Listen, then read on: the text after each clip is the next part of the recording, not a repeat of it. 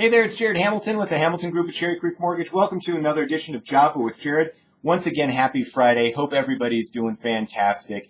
And before I get into what actually happened this week, and it was a pretty big week here, I want to say happy Veterans Day, and thank you to all our veterans. You know, I heard a quote here this morning by Winston Churchill, and he said, "Never was so much owed by so many to so few." And I think that's super appropriate. And thank you to our veterans and all that you've given and giving us our freedom. So we wanted to get that out there. Wow, what a crazy week. It was a huge surprise here with what happened with the election. It's really made a whole lot of changes here into the financial markets. And I want to kind of tell you a little bit about what happened and why.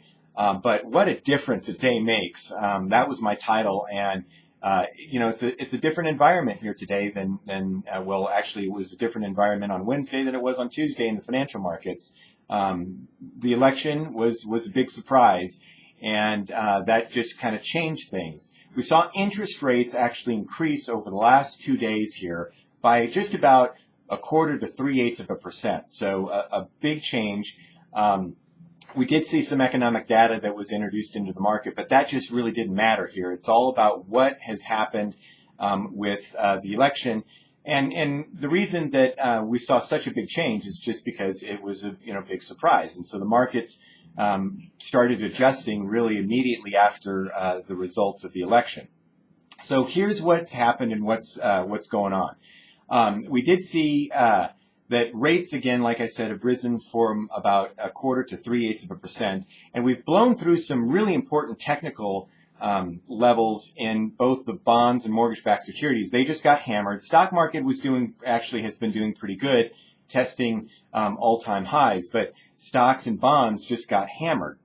And we blew through the 200-day moving average, which I've talked about in the past. That's a pretty important technical level. So we're just basically at a whole new kind of range of interest rates. And the reason that all this is happening is because with the fact that, and just, please note, this is not political commentary. I'm just talking about analysis here. So with a Republican being not only president, also controlling the House and the Senate, there's a path for maybe some of those policies that Donald Trump has been talking about during his whole campaign to actually go through. And he was talking about a lot of additional infrastructure spending, tax cuts, and also defense spending. So with the fact that we now have one-party controlled House, Senate, and presidency, these policies have a better chance of going through, and that this could cause inflation, cause the stock market to do better, cause the economy potentially to do better, but also with the additional spending that's happening, it will also cause debt levels possibly to rise. And so if people are buying mortgage-backed securities today, and if there is inflation, and if there's going to be a lot more debt that is issued in the future, so in order to pay for some of these policies with tax cuts and also with more defense and infrastructure spending, there's going to be more debt issued, more bonds issued, and so yields would therefore need to rise. Now, interest rates are still fantastic. They've gotten worse, but we're at the levels that we saw in the end of last year and the beginning of this year, at levels since we haven't seen since January. Actually, the 10-year Treasury yield is now at 2.11%, or it hit 2.11% yesterday, and that has not been seen since about January. So they're still phenomenal. We're just not as good as where they were before. So we're probably going to be now in a new range here with these interest rates,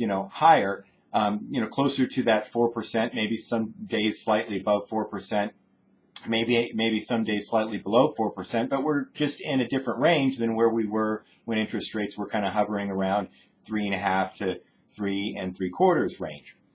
So we'll see this for a little bit of while. There is maybe a bright spot middle of December when the Federal Reserve meets. As I've talked about before, most believe that the Federal Reserve will actually increased credit in December. Now, the odds have went down a little bit after the surprise election results, just because some wonder, is this going to be something that the Federal Reserve uses as an excuse not to increase credit? But that's probably pretty unlikely.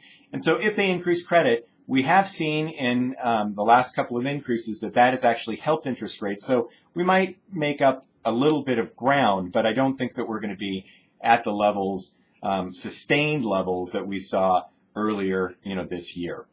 So we'll keep you informed, but again, that's kind of what's going on, and I think it was important for me to kind of tell you why the market was reacting as it is, in case you are asked by your clients, why is this happening? And so that's right now what the market is perceiving and why we saw these adjustments.